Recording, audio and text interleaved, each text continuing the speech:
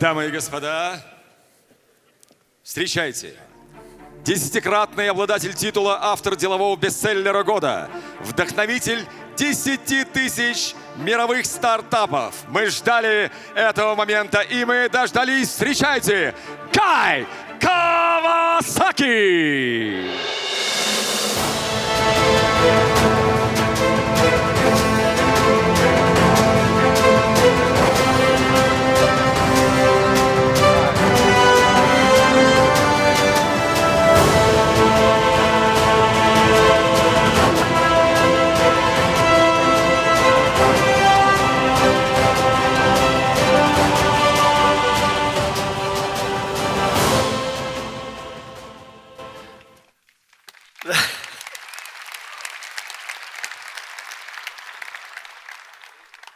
That was a first for me. I have never walked out on a stage like that. So thank you very much. Part of my unique Russian experience. So thank you very much for attending my session. My name is Guy Kawasaki. I am from Silicon Valley, California.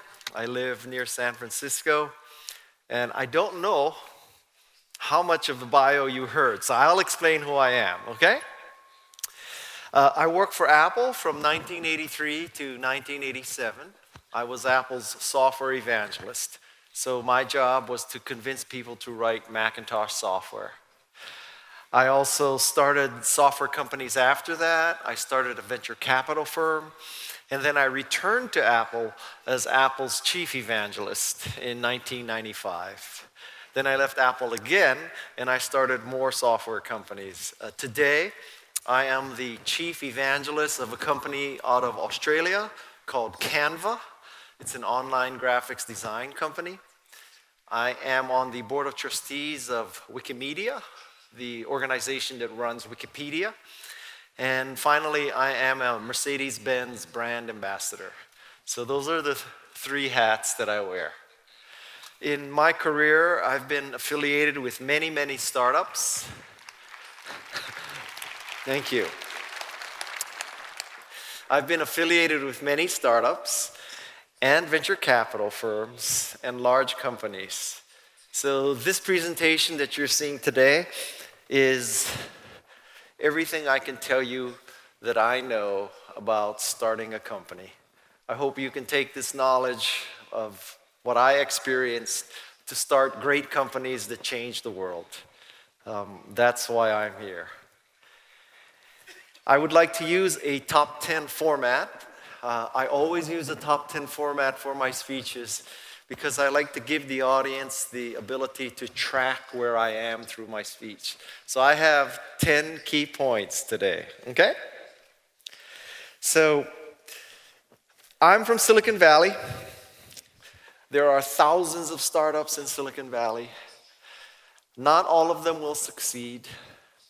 A few of them will succeed spectacularly. And in this presentation, I'm going to give you an American perspective from Silicon Valley about what it takes to start a successful company. I don't want you to get the impression that these are universal truths. I don't even want you to have the impression that this is the only way to do things. This is a way to do things. And I hope that you can take what I've experienced and use it to your own best benefit. But again, it's not the only way, it's one way. And there are many ways to success, okay? So, I want to first show you my favorite picture that I've ever taken in Russia. I have been to your country several times. So obviously, this is in the Kremlin.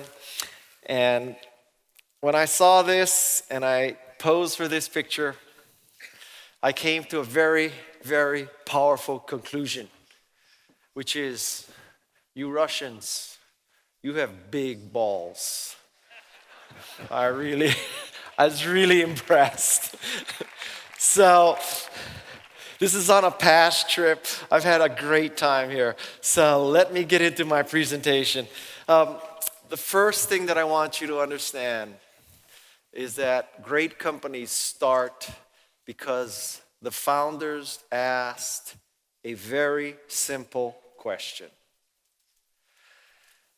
From the outside looking in, there's a tendency to think that startups, Silicon Valley companies, they ask very complex questions about the future, vision, the mega trends that are going to happen in the world.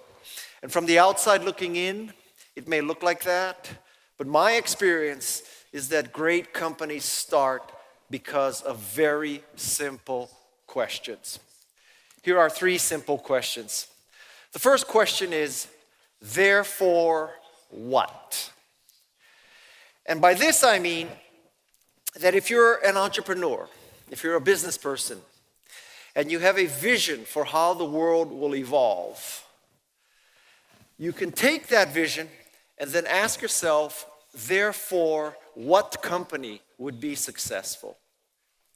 For example, if we were going back in time 10 years, entrepreneurs could have said, well, we see a world where everyone will have a smartphone. And these smartphones will have great cameras. And these smartphones with great cameras will be on a fast network. And if you took those 3 predictions and asked yourself, therefore, what? You would conclude that you could start a social media network. You could start a photo sharing business. But that kind of business, that YouTube, Flickr, Snapchat, Instagram, all started with a very simple question of, if you assume that there will be phones with cameras on an internet, therefore what? We should start this kind of company. That's the first simple question. The second simple question is, isn't this interesting? And the way this works, you're scientists, you're engineers, you are playing with technology. Perhaps you had a very specific goal in mind. So you create a piece of software, you create a chemical, you create an algorithm. And lo and behold, it doesn't do what you intended, and yet it does something very interesting, unexpected and interesting. And that triggers your intellectual curiosity, and you start a company, you start a product because of it. One of the examples that is often used in America is 3M. 3M is a business in industrial products. It creates, for example, adhesives. And the goal of every adhesive is to stick as strongly as possible. You want the strongest adhesive possible. But several decades ago, scientists at 3M made an experiment, and that experiment yielded a glue that was very weak. It did not stick very well at all. In fact, you could apply it to paper and pull the paper off, leaving no trace. And they asked the question, isn't this interesting? And that is the genesis of Post-it pads. It was an unintended consequence. Quite frankly, it was the opposite of what they wanted. They wanted a strong glue. They ended up with a very weak glue. The third simple question is there a better way?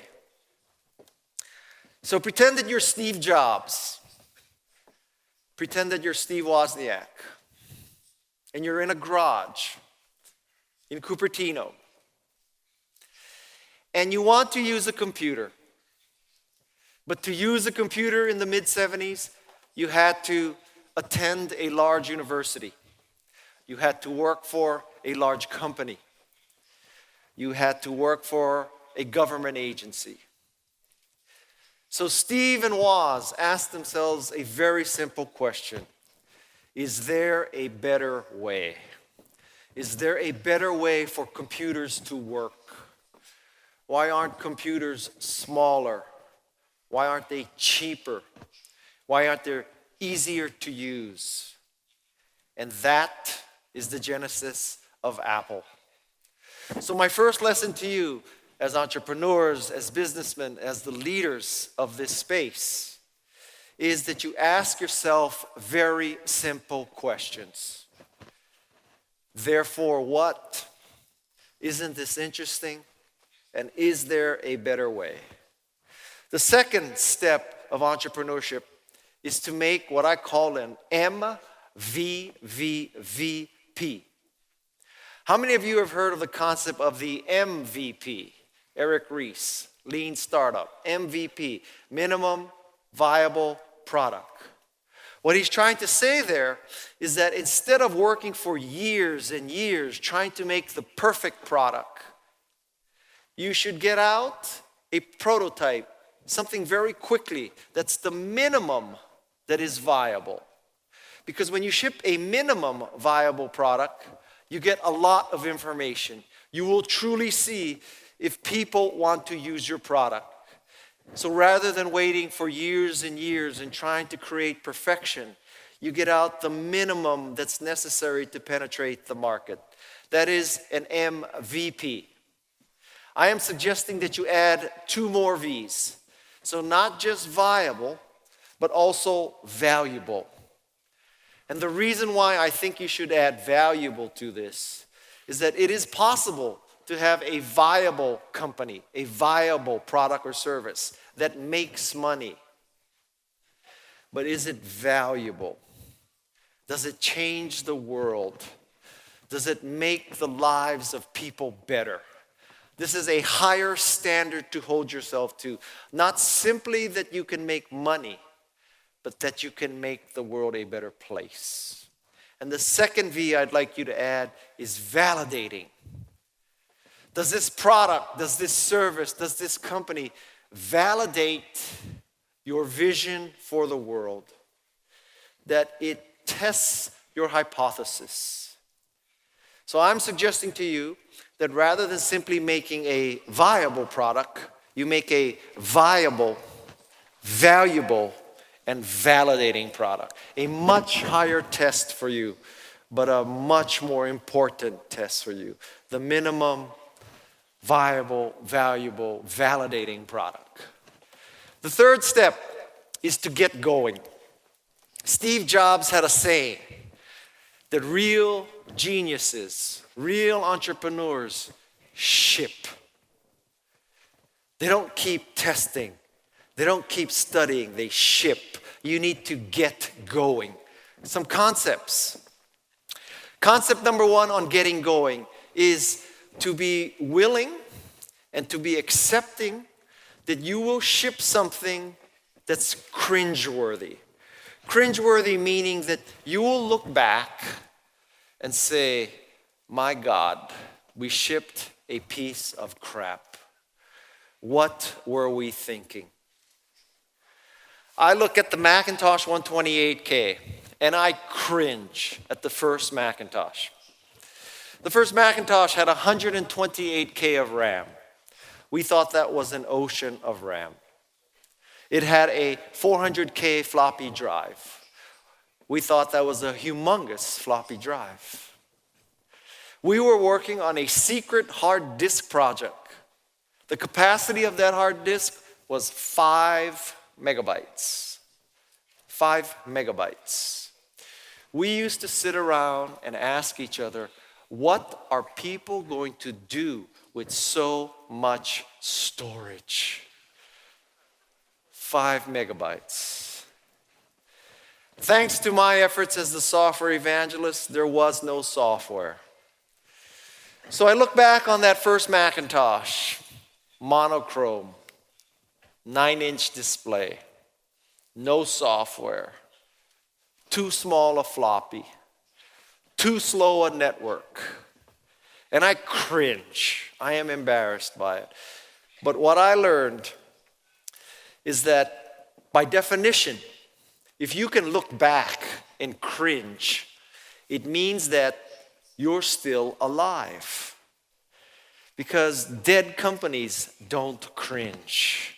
Only live companies cringe. And I would make the case today that if you don't cringe about the product that you shipped too late. You should cringe. Second point about getting going is to find complementary soulmates. There are two key concepts in this. Complementary means that your skills and his skills, or your skills and her skills, are not the exact same skills. A startup, a strong company needs people who complement each other, not duplicate each other. Fundamentally, in a startup, there are only two functions. Someone needs to make it, and someone needs to sell it. Everything else is bullshit. Make it and sell it. Steve Jobs could sell it. Steve Wozniak could make it. You want someone who complements your skills. Don't be all engineers. Don't be all salespeople. If you're all salespeople, there's nobody who can make it. If you're all engineers, there's nobody who can sell it. You need both skills. You also need to be soulmates. And by this I mean that you're on the same page. It's not like some of you want to make this company a part-time business and others want to make it a full-time business. Some people want to quickly sell the company. Some people would like to work for the company for the rest of their lives. You need to be all on the same page, that you all have the same perspective, the same goals for the company. So this is what I mean by complementary and soulmates. The third point of starting is to make a mantra. A mantra is a 2 or 3 word explanation of why your company exists. 2 or 3 words is the limit. You don't want a 50 or 60 word mission statement because nobody can remember 50 or 60 words. You want a mantra that explains why you exist. Google exists for 2 words: democratize information. Apple exists for 2 words: productivity, creativity. Canva, the company that I work for, we're in the business of 2 words: democratize design.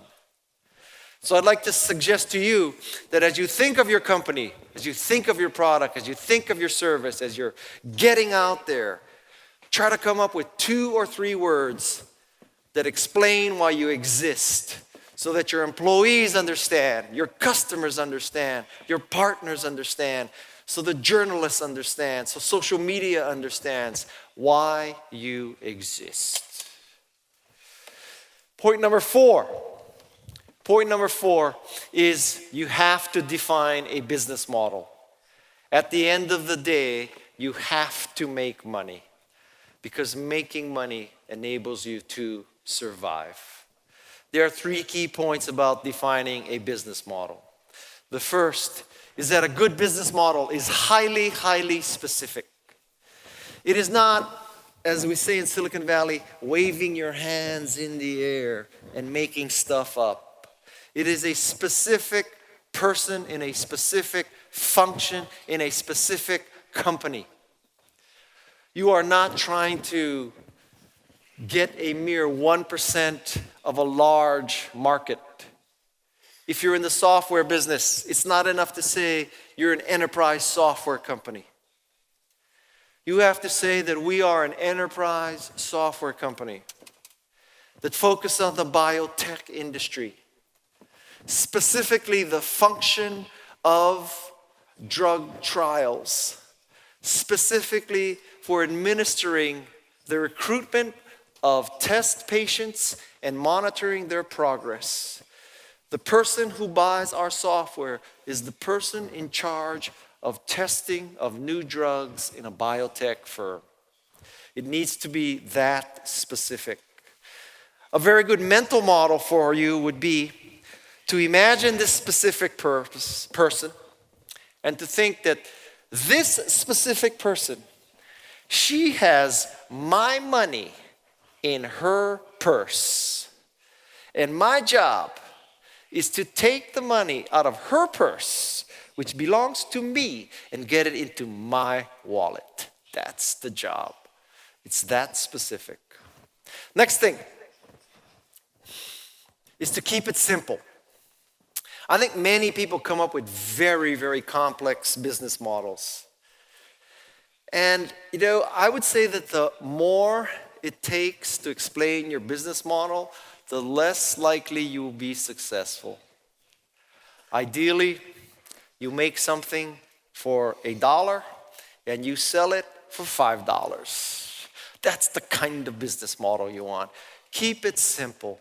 It's so hard to innovate. It's so hard to make a great product or a great service. And if you were to make a great product or a great service and then have to try to make a new business model, it's too difficult. It's hard enough to innovate with a product or service. It's hard enough to innovate with a business model. It's too hard to innovate with both. Focus on the product or the service. And my third point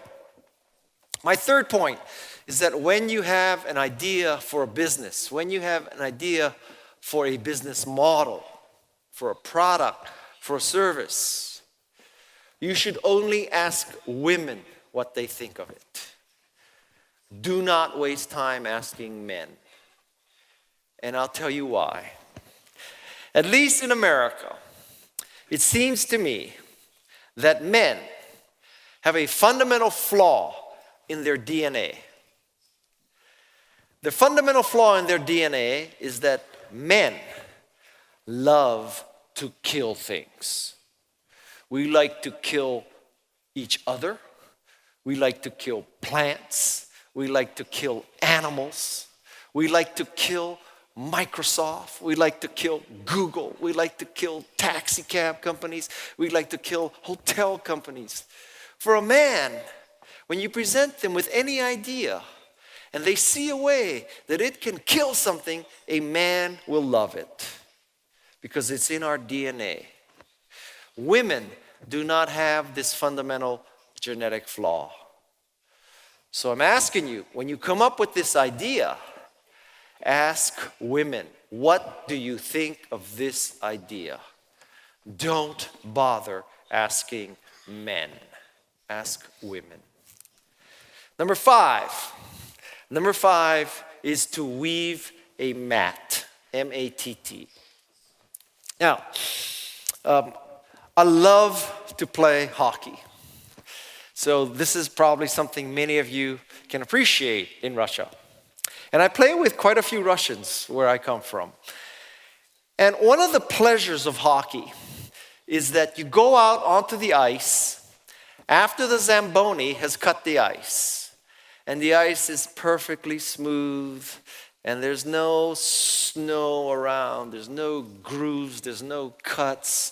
It's just this beautiful sheet of ice. Similarly with skiing, if you're the first person on the mountain, no cuts, no grooves, no bumps, perfectly smooth. It's a beautiful feeling to be the first person on the ice. And starting a company is just like that.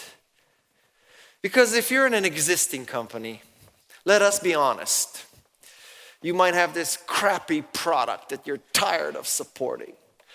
You have this crappy architecture that you wish you never started with. You have this crappy furniture that you wish you never bought.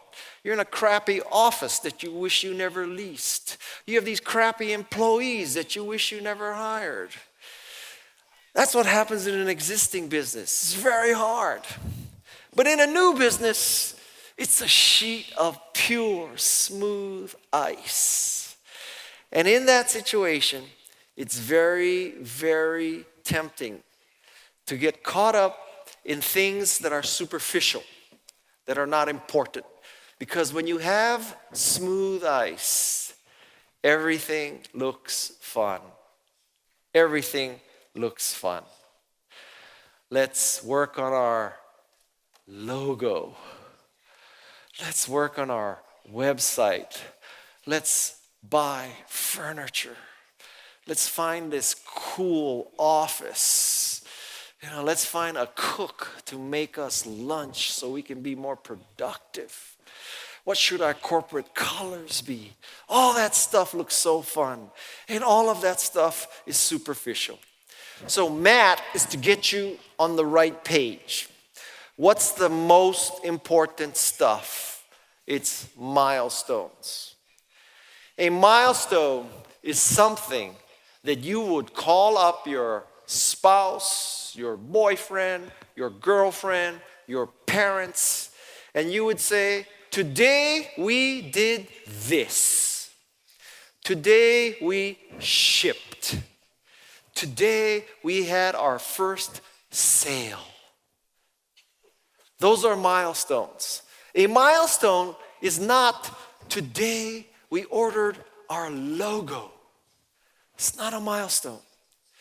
So I want you to focus on things like finishing the design, shipping, making your first sale. It's something so important you would call up your spouse, your boyfriend, your girlfriend, or your parents. Second thing, you need to test assumptions. You need to test the assumptions that you have built into your business model. Are you assuming that you're going to get 1% of the people in China to use your product? Are you assuming that your sales reps can complete 50 sales calls per day? Are you assuming that your partnership will promote you to their customers? Are you assuming that Apple will put you in the App Store? You need to test those assumptions. The third thing is you need to test. Test means you get it out there, that you open up your website.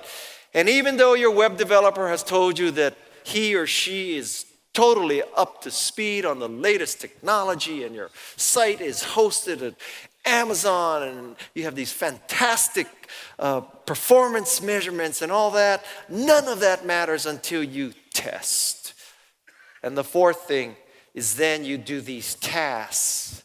And tasks are things that get you to perform tests, to get you to see if your assumptions are right, and finally, they help you accomplish your milestones.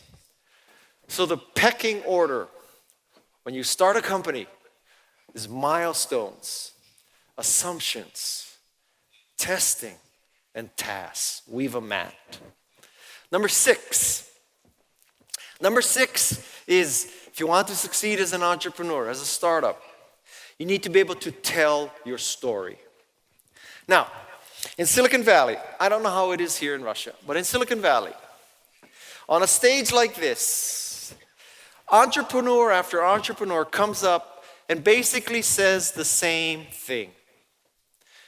We have patent pending, curve jumping, paradigm shifting, revolutionary innovation. That's the first entrepreneur, the second entrepreneur, the third entrepreneur, the fourth entrepreneur. Every entrepreneur says that. Every entrepreneur believes that when they say that, they are saying something that the audience has never heard. But the truth is, everybody says that. If most entrepreneurs would come on a stage like this and say, we have lousy employees who are stupid and lazy. We have a horrible architecture that cannot scale. Our user interface sucks and it's full of bugs. Then you would be different. But everybody says the same thing. So step one is to apply what I call the opposite test. And the way the opposite test works is think of your competition. Are they saying something that's the opposite of what you're saying? Because if you're saying that you are secure, scalable, and easy to use, and they're saying they are secure, scalable, and easy to use, nobody is saying anything different. Ask yourself, are you saying something that's the opposite of what your competition is saying? Step number 2 is to make it personal. I think you'll find that it's very difficult to pass the opposite test. So my suggestion is that instead of making these claims of patent pending, curve jumping, paradigm shifting, innovation that's scalable, carrier class, instead of saying that, you make it personal. You explain why you've started this company. I'll give you some Silicon Valley stories. Pierre Omidyar, the founder of eBay, tells the story that the start of eBay was because his girlfriend was a toy collector. As a toy collector, she needed a way to sell her toy collections online. There was no way for her to do this, so he started eBay. That's the story of eBay. By the way, just so you know, that is a total bullshit story. That story was created after the fact, but it is a good story. You know, imagine if Pierre Omidyar told people, well, we have a patent pending, curve jumping, paradigm shifting, enterprise class, scalable way, so that the marginal cost and the marginal demand intersected, so we have a perfect market clearing price where supply and demand intersect. That's the market clearing price. eBay would not have succeeded. You need a story. You know, for Apple, it wasn't about predicting that the personal computer curve would be a fantastic growth opportunity. The story of Apple is, as I said before, two guys in a garage wondering why they have to go to a university or a large company or the government to use a personal computer. We want a personal computer. We built the computer with our hands that we wanted to use. Tell a story, a personal story. And the next thing, to be successful as an entrepreneur, you need to be able to pitch. You need to be able to explain your company using PowerPoint or Keynote. You need to be able to fit into that requirement that all entrepreneurs, all innovators need to pitch. And I would like to explain to you the Guy Kawasaki 10-20-30 rule. The 10-20-30 rule is that the optimal number of slides in a pitch is 10. 10. You should be able to give those 10 slides in 20 minutes. Yes, you may have a 1-hour scheduled meeting, but meetings never start on time. People leave early. Your goal should be to be able to give that pitch in 20 minutes. And finally, a way to make your slides more powerful is to use a very large font. I think the smallest font you should ever have on a PowerPoint slide is 30 points. A good rule of thumb is, who is the oldest person in your audience? Divide his or her age by 2. If you're pitching to 60-year-old people, 30 points. 50-year-old people, 25 points. Someday, God help you, you may be pitching to a 16-year-old investor. That day, use the 8-point font. But until that day, 10 slides, 20 minutes, 30-point font. Number 7. Number 7 is my recommendation that you hire infected people. In other words, people who love what you do.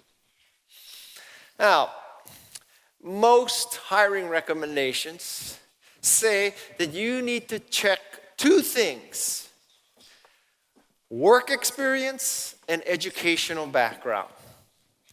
I would like to add a third component, which is, does the person love what you do? What is irrelevant in many hires is that the person has the perfect educational background or the perfect work experience, but you can tell that that person doesn't love what you do. I would make the case that with that kind of candidate, it is irrelevant that the person has the right background and education. The flip side is also true. Let's say you meet a candidate, and this candidate loves what you do. You can tell that this person absolutely adores what you do. This person is a believer. This person is an evangelist. This is someone who sees your product as a way to make the world a better place. But the person does not have the right education, or the person does not have the right work experience. In this second case, I would say that it is irrelevant that the person does not have the academic and work experience. You should hire that person anyway, because that person clearly gets it. That person clearly understands what you're trying to do. By the way, this second person is a self-description. Because when I got my job at Apple, I had a psychology degree. That's the easiest major I could find at Stanford. That's why I majored in psychology. I had come from the jewelry business, not a technical business. I had no technology experience whatsoever in my background. So on paper, I was the worst possible person for Apple. Psychology degree, no experience in high tech. But what made me succeed is that I loved Macintosh. When I saw Macintosh for the first time, angels started to sing. The clouds parted. It was a religious experience. When I first saw Mac Paint and Mac Write in a world that was dominated by 24 lines, by 80 characters, only ASCII text, and I saw Mac Paint and I saw Mac Write, it was religious. And that's why I succeeded. Second point, you should always hire better than yourself. If you are an engineer, you should hire people who are better than you in finance, in operations, in marketing, in sales. You should always hire better than yourself. At the Macintosh division, we had a saying that A players hire A players. I'd say it would be even better if A players hired A plus players. So if you're an A player, if you're a good person, you would hire people better than you. Because that should be a source of pride, that you have enough self-confidence, enough awareness to hire people better than you. B players, on the other hand, hire C players. And C players hire D players. And D players hire E players. And we go down and down, further into mediocrity. So what I learned from the Macintosh division is you need to hire better than yourself. The people who work for Steve Jobs were better at their job than Steve Jobs could have been at their job. The third point is to apply what I call the shopping center test. And the way the shopping center test works is that you are at a shopping center and you see someone who is interviewing at your company. The distance is from here to maybe the cameraman. So I see the cameraman. I see somebody at that distance. I know that he or she is applying for work at my company. I can have one of several reactions. I can go right over to the person and say, "Hi, how are you? I know you're interviewing at my company. We are changing the world. You have to join our company." That's one reaction. Another reaction is to say, if I actually get face to face with him, if we just by chance bump into each other, I will say hello. Another reaction is call Uber, take me to another shopping center. My theory is that when you see a person, if your first reaction is not to go right over to that person, you should not hire the person, particularly in a startup. Because a startup is a family. It's a dysfunctional family, but it is a family nonetheless. And hopefully when you see a family member, you want to go right over there and say hello. You don't want to happen to bump into the person. You don't want to get in your car and go to another shopping center. That's the shopping center test. Number eight is that the best thing that has ever happened for startups is social media. Social media is God's gift to entrepreneurs because social media has made marketing fast, free, and ubiquitous. It cannot get better than this. When I was starting companies, we would have to buy ads in the Wall Street Journal. We would have to go to Comdex or CES. We'd have to buy booze. We'd have to fly to Las Vegas. We'd have to stay in the hotel. We'd have to meet people one-on-one. We'd have to take them to dinner. And now, with Facebook and Twitter and Instagram and Pinterest and WhatsApp and Snapchat, it's all digital. It is a beautiful world. When I was evangelizing Macintosh, we had to get in an airplane and fly to meet people. If they were really sophisticated, they had a fax. And now, with Skype, with Blue Jeans, Google Hangouts, anything like that, it is an entirely different world. Social media, you need to socialize.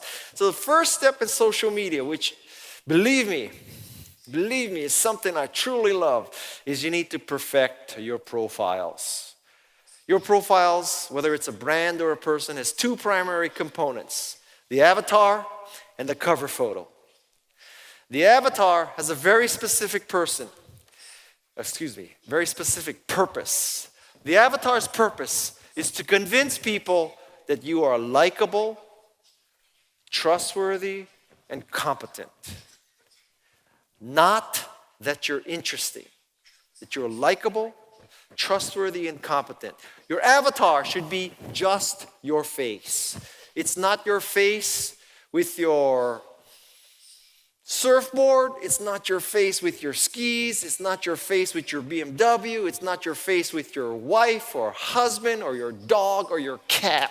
It is your face. The cover photo is where you convince people you are interesting. The cover photo is where you tell the story of what you do. So, avatar, trustworthy, competent, likable. Cover photo, what your story is. Perfect your profile, step one. Step two is to embrace what I call the Wikipedia model. So Wikipedia has about 300,000 editors around the world, constantly contributing to the body of knowledge of Wikipedia. Every once in a while, we run a campaign. This campaign means that there's this banner that appears on a Wikipedia entry, and that Wikipedia banner says, "Please donate." And believe it or not, Wikipedia raises $80 to $85 million a year by asking people to donate. Why does that work? It works because Wikipedia has provided great value. And people appreciate the value. People appreciate that Wikipedia has curated all the knowledge. And so when they are asked to reciprocate, they do, because Wikipedia has paid it forward. I would like you to embrace that model for what you do in social media. So whenever you post something in social media, ask yourself, are we making people's lives better?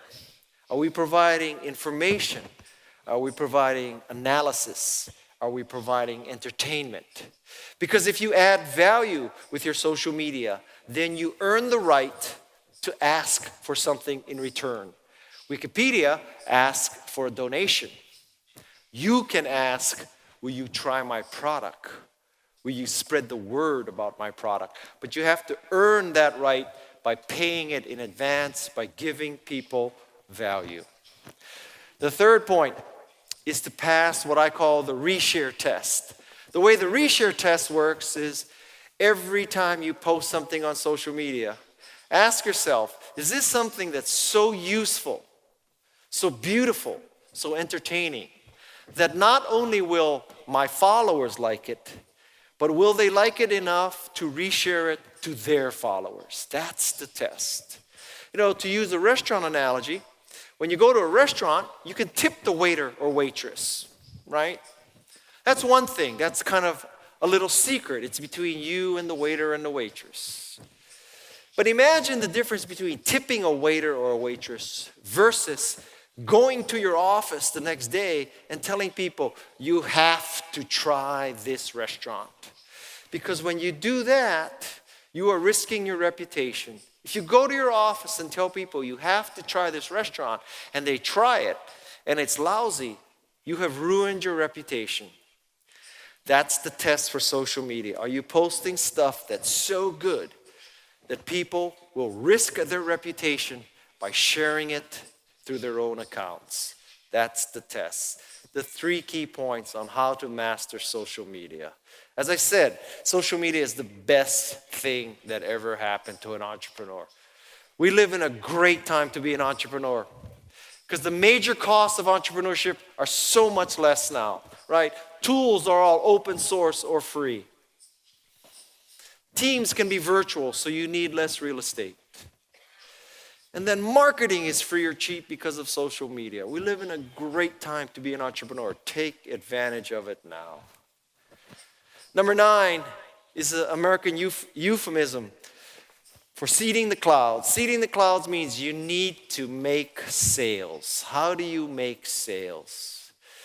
You know, my recommendation when I meet with entrepreneurs is something you should know. Sales fixes everything. Write that down. That's the most important advice I can give you. Because as long as you have sales, you have money coming in. As long as you have money coming in, you are still in the game. If you have sales, your venture capitalists will leave you alone because they have 9 other companies in their portfolio that don't have sales. So they're going to be worried about the other 9, and they're going to say, let's leave this one alone because they have sales. When you have sales, everybody's happy. You know, there's this constant theoretical argument that to succeed, do you need passion or do you need sales? Okay?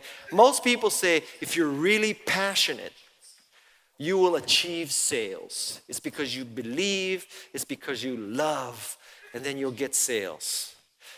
I could also build a case that if you get sales, you will start feeling passionate about what you do. So theoretically, let's say that, I don't know, you're in the dog food business. And you don't really care about dogs. You don't really care about enabling people to get pet food cheaper. But lo and behold, you start a Russian company that sells dog food online. And to your utter amazement, people are signing up and they're buying can after can and bag after bag of dog food. Trust me when I tell you, when you're starting to do 10, 20, $30 million of dog food per month, you're going to get passionate about dog food. You're going to love dog food. You're going to democratize the dog food business. You're going to make the world a better place because owners of dogs can have better food, faster and cheaper. You will feel the passion. Sales fixes everything. First step, I stole this from Chairman Mao. Chairman Mao said, let 100 flowers blossom. I don't know how he ever implemented this, but that's a different discussion. So what I mean by this is, when you start a company, when you have a new product or service, you cannot be proud about who's buying your product and what they're doing with it. You know, if you start a company and people start buying your product that you never intended to be your customer and they use it in unintended ways, lots of entrepreneurs freak out. My God, the wrong people are buying our product. And they're using it in ways we never foresaw. Something is wrong. We need to fix this. Let me give you a piece of advice if this ever happens to you. Take the money. Take the money. Yeah, With Apple, we thought we had a spreadsheet, database, and word processing computer called Macintosh. This is the mid-'80s. And honestly, let me tell you, we were 0 for 3 there. People were not using Macintosh for spreadsheet, database, or word processing. 0 for 3. Luckily, there was a flower that bloomed. This flower is called desktop publishing. Aldous PageMaker, Adobe PostScript enabled people to create books, newsletters, magazines, newspapers, desktop publishing. Desktop publishing was the flower that bloomed. We thought we had a spreadsheet, database, and word processing machine. Come to find out we had a desktop publishing machine. It was a flower that bloomed. Without desktop publishing, there would be no Apple today. Apple would have died. Imagine a world without Apple. We'd all have a phone with headphone jacks. We'd have a phone where the battery lasted beyond 3 p.m. in the day. We've had a phone where GPS actually got you to where you were going. It would be a different world. I believe in God. One of the reasons why I believe in God is that God gave to Apple desktop publishing to save it. The existence of God is the only explanation I know for Apple's continued survival. Let 100 flowers blossom. Don't be proud. Second thing is enable test drives. Say to people, I think you're smart. I'm not going to bludgeon you into becoming my customer. Download my software, try my hardware, borrow it, go to this place and use it. I think you're smart, you figure it out, then you decide. Stop bludgeoning people. Third point is to find the influencers. Now, this is what we call in America a duh-ism, as in duh. Of course, you're going to find the influencers. What did you think I was going to do? Find somebody who isn't influential? But I ask you to rethink what an influencer is. You know, in the old world, i.e. before social media, the world was a pyramid. And at the top of the pyramid in the United States was the New York Times and the Wall Street Journal. So you read the New York Times and you read the Wall Street Journal, and if they said to use a spreadsheet, database, word processing, desktop publishing, computer, phone, printer, you did it. Because they were the experts and they told all the masses below what to do. I would make the case that the world has been reversed. That now, the New York Times, the Wall Street Journal, they report what is successful as opposed to make what is successful. So what is an influencer today? An influencer is someone you probably have never heard of. You could not identify. You can't find them on the masthead or the about page of the Wall Street Journal.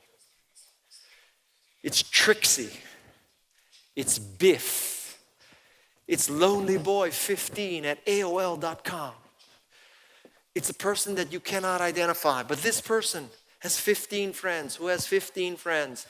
And these people, because of social media, make your product successful. I'm not saying you should ignore the New York Times or the Wall Street Journal. If you can get coverage in them, hallelujah, take it. But consider that influencers are an entirely different breed today. They don't have great visibility. You have to make your product so easy to use, so easy to convert to, that people that you have never heard of can become your evangelists. Find the influencers. The 10th thing is to not let the clowns, the bozos, the idiots in the world grind you down. They're going to be people who tell you it can't be done, it shouldn't be done, it isn't necessary. It's going to happen all the time. You know, with Macintosh, when we announced Macintosh, many people told us, you should have made a cheaper, faster, better Apple II. That's what people want. When Apple created the Apple Store, the experts said that an Apple Store would never succeed because people do not go to shopping centers and buy computers. They buy shoes. They buy dresses. They buy perfume. They buy jewelry. They don't buy computers. And time again, people have told us that it would not work, it could not work. So I think that there are two kinds of clowns. I call them bozos, bozo the clown. There are two kinds of clowns in the world. One clown is a loser. It's obvious this clown is a loser.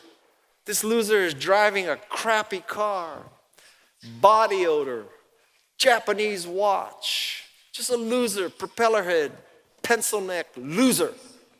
This is not the dangerous bozo, because you look at that person and you say, wow, you are a loser. Who would listen to a loser? Another loser. So if you're not a loser, the loser clown, the loser bozo is not dangerous. The dangerous bozo is the winner bozo. The winner bozo dresses in all black. The winner bozo have lots of stuff that ends in I, like Armani, Lamborghini, Maserati, Ferrari. Audi is okay. Audi is okay. And Mercedes, by the way. Mercedes doesn't end in I, but Mercedes is okay. So the danger is that, with many things, if you're successful at one thing, so you're rich and famous, people assume that because you're rich and famous, you must be smart. And so they ask advice. But rich and famous on one curve does not mean that you are smart for the next curve. So you have to be very careful about the successful bozo. Rich and famous does not always parse to smart. If rich and famous always parse to smart, then all of us, for example, should listen to Kim Kardashian telling us how to raise a family. Okay? Obviously, you wouldn't do that. So I need to inoculate you to bozosity. I think that bozosity, cluelessness, stupidity is just like the flu. How do you fight the flu? You get a little bit of flu in a flu shot, so that when you encounter big flu, you've built up resistance, right? Same thing is true with intellectual bozosity. So I'm going to give you some shots of bozosity. I think there is a world market for maybe 5 computers. Thomas Watson, chairman of IBM, said this in 1943. He predicted a world market for 5 computers. I have 5 Macintoshes in my house. In other words, I have all the computers he anticipated in the world, in my house today. Now imagine if you were Steve or Woz, and in 1943, you met Thomas Watson, and you said, Mr. Watson, we have different visions of computers. We think computers should be small and cheap and easy to use, Mr. Watson. And Mr. Watson would say, yeah, but kids, there's only 5 large companies in the world that can use a computer. The total market is 5. Just keep using your typewriter. This telephone has too many shortcomings to be seriously considered as a means of communication. The device is inherently of no value to us. Western Union wrote off telephony in 1876. Western Union said telephones won't succeed. Too many shortcomings. Western Union should be PayPal today. It should be Square. It should be Bitcoin. It should be something. But it's very hard to go from telegraph to internet if you wipe out telephone in the middle. Maybe the strategic direction for Western Union in 1876 was, let's teach Americans the Morse code. How hard could that be?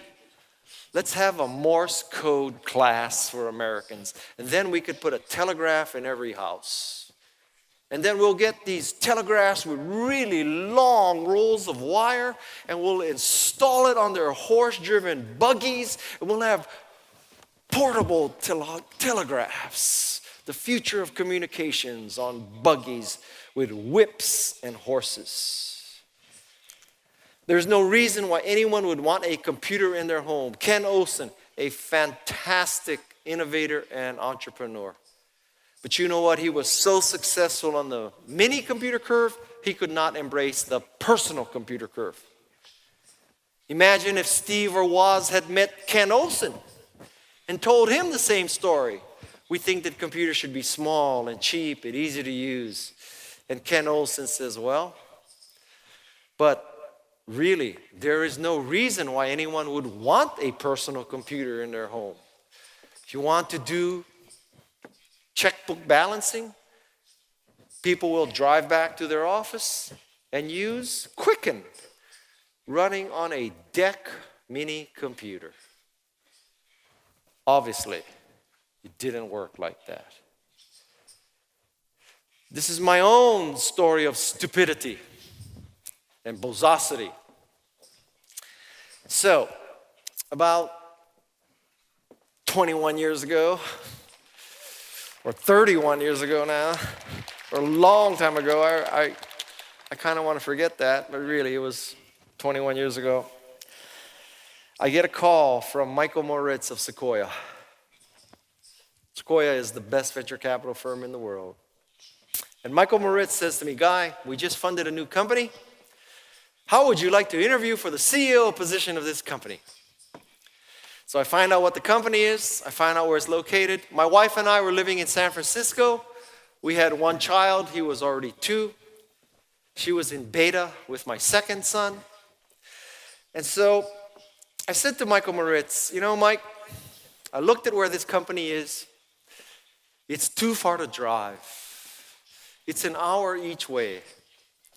That's like 5 kilometers in Moscow, right? So it's too far to drive. And then I looked at what the company did and I said, you know, Mike, I just don't see how it can be a business.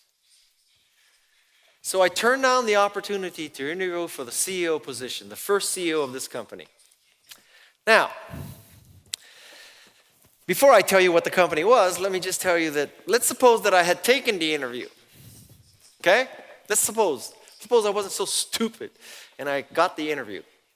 So I got the interview, I would have gotten the job, really. Because when a venture capitalist who has funded the company calls you up and says, do you want to interview for the CEO position? The venture capitalist has already made up his mind. He's not going to conduct a worldwide search of hundreds of candidates. This guy has already decided you're the guy. So I would have gotten the job. So how much would I have gotten of this company? I figure roughly 5%. 5%. Why would I have gotten so much? It's because I would have been the first adult at the company. Okay? So, now you need to know which company it was. Now, the company today is not doing so well, but think about this. This was 1995, right? So I would have been the first CEO of Yahoo. Okay. So, why are you clapping? That's not funny. So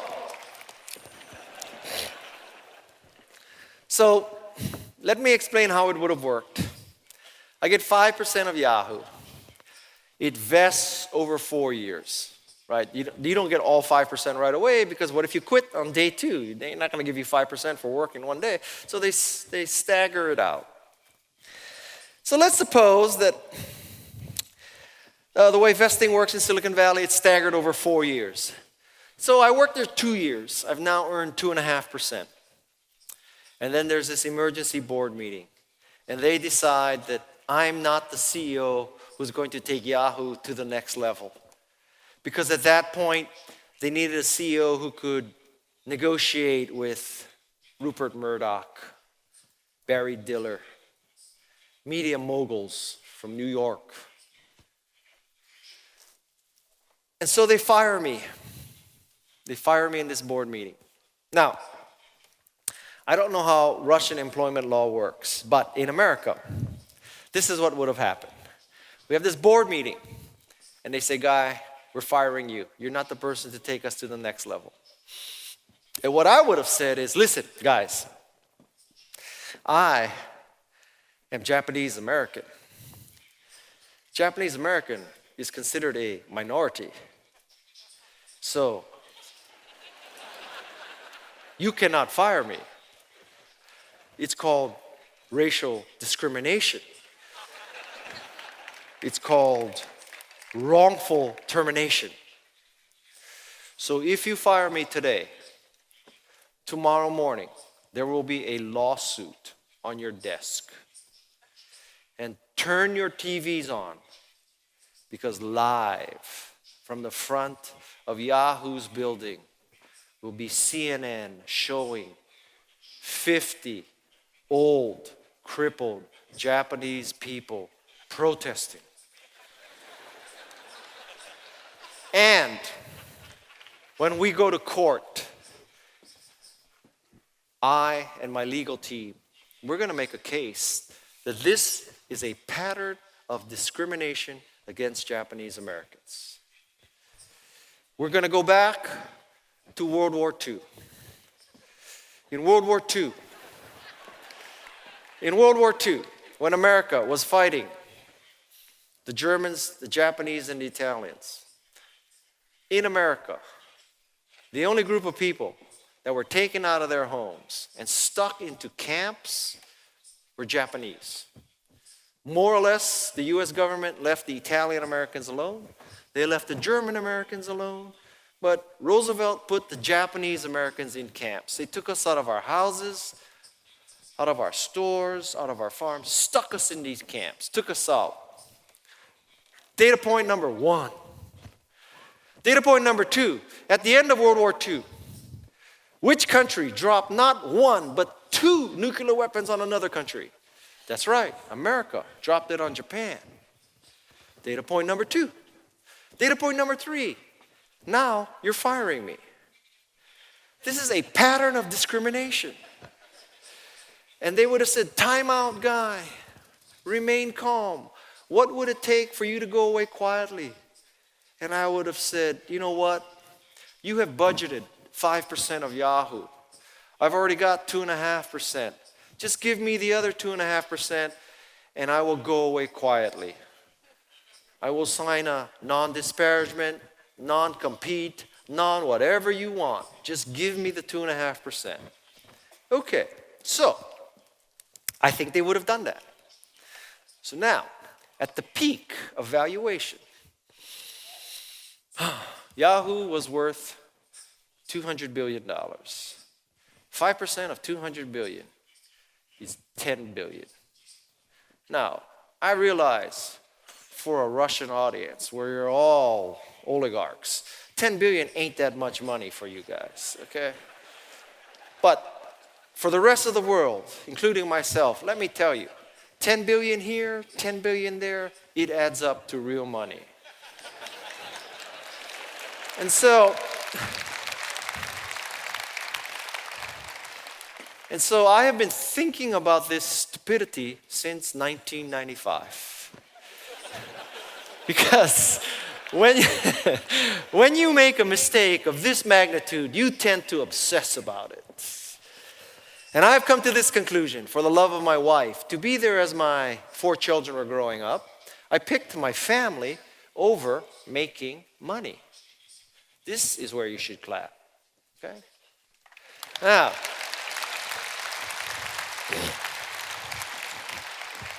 I will tell you though, that for the love of my wife and the love of my family, not taking that job, it explains $5 billion. And from the bottom of my heart, I tell you, it's the second $5 billion that pisses me off. I wonder how to say piss off in Russian. I got to learn that from the translator later. So, because it shows that I too was stupid, right? Because I thought that the internet was nothing more than what was coming through the Macintosh modem cable. It wasn't a new curve. It was just part of the personal computer curve. And I could not embrace the fact that Yahoo, which at the time was too far away and was nothing more than a directory of websites, could become Yahoo Store and Yahoo Answers and Flickr and Yahoo Mail and all the stuff that Yahoo became in its prime because I was successful on the previous curve, personal computers. That is bozosity. So I tell you all these stories so that when you encounter somebody who tells you that your idea cannot succeed, will not succeed, isn't possible or isn't necessary. You remember these stories that, chairman of IBM said 5 computers in the world. Western Union said telephones won't work. Ken Olsen said nobody wants a computer in their home. Guy Kawasaki said that Yahoo was too far away to drive. These are some big errors. So now I've inoculated you. You have a little bit of flu in your body to fight off big flu, big stupidity. The most important thing of all. Now I wish I could tell you that whenever somebody tells you you'll fail, it means you'll succeed. It's not that simple. It really is not that simple. But if you let somebody tell you it can't succeed and it won't succeed and it isn't necessary, and you listen and never try, you will never know. And that is the worst outcome of all. Don't let the bozos grind you down.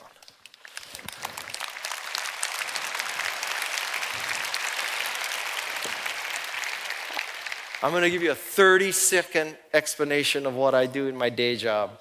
I work for a company called Canva out of Sydney, Australia. Perhaps some of you already use it to create graphics.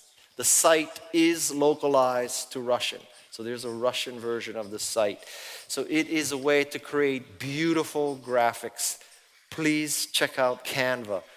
It is a crucial way to increase the impact of your presentations, your blog posts, your blog, your website. That's Canva. We have a promotional code for you.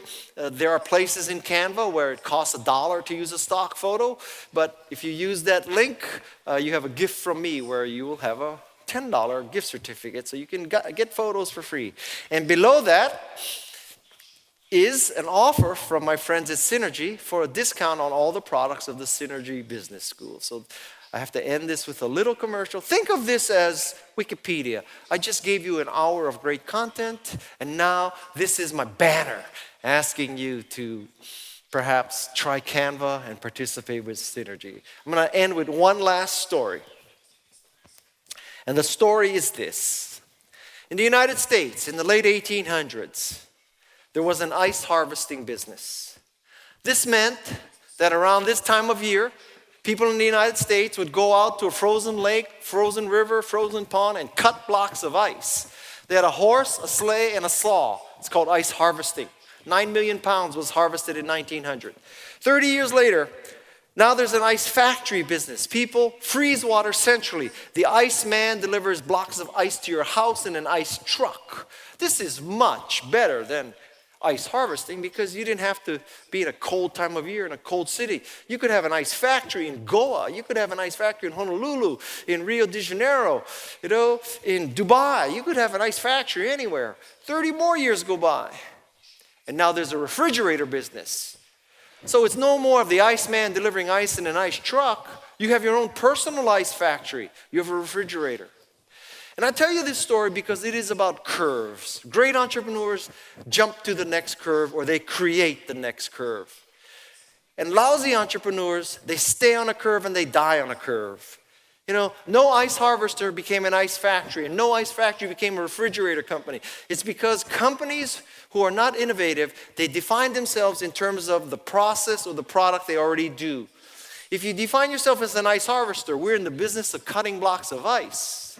You don't jump to the ice factory curve. If you define yourself as we own a building that we freeze water centrally and we deliver ice through a truck, then you don't jump to the refrigerator curve.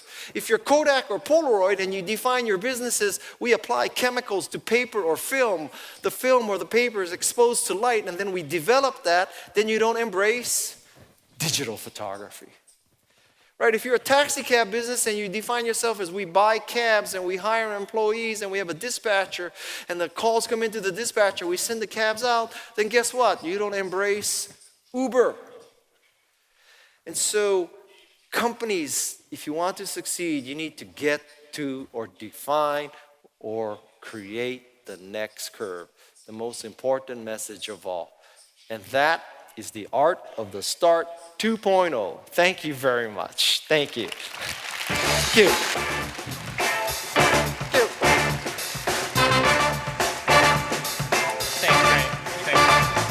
когда спичь. Класс. Друзья мои, это было великолепно, поэтому я подготовил для вас свои инсайты по итогам выступления Гая Кавасаки. Можете опять поделиться. У вас такие же или у вас другие, посмотрите на мои. Может быть, с моими вы согласитесь больше, чем те, которые записали вы. Это то, что записал я. Не будем на этом останавливаться. Как я говорил, Гай Кавасаки, на мой взгляд, является лучшим по стартапу, поэтому мне особенно приятно презентовать проект. Вы же знаете, вот глобальный форум, он не столько даже про спикеров, сколько как про события, потому что сюда же приехали со всей страны люди, со всех стран люди приехали, вы друг с другом общаетесь, и в этом смысле это некая возможность пообщаться, площадка, других аналогов, которым нет. Но мы решили сделать еще одно событие прикладное, потому что многие хотят запустить свой собственный стартап, и у них нет такой возможности из операционной текучки. Особенно если вы работаете в какой-то корпорации, то запустить параллельный проект практически невозможно. Поэтому мы сделали событие не атмосферное, а сугубо прикладное. Это называется событие «Стартап-завод». Стартап-завод будет проходить 2 дня, 17-18 декабря. Это единственный раз, когда он будет проходить. Это событие, на котором вы будете собственными руками пилить свой проект. Мы не будем там давать домашних заданий на дом, как мы обычно это делаем. Мы будем делать домашнее задание прямо в зале под руководством модераторов. У нас будут 5 теоретических модулей, 5 часов теоретических модулей. И будет очень много практики. 12 часов практики, прямо там на месте вы будете пилить собственные стартапы своими руками. Вот такой проект 17-18 декабря. В понедельник утром, 19 декабря, у вас появится полностью упакованный собственноручный проект. Только быть там обязательно с лэптопами, потому что идея заключается в том, что у вас вот в понедельник упакованный продукт на руках есть, который теперь требует только тестового бюджета. Ну и вообще воспользуйтесь инструментами распродажи, праздники уже скоро. Есть отличный подарок на 8 марта, который можно подарить вот девушкам. Есть хороший подарок на 23 февраля.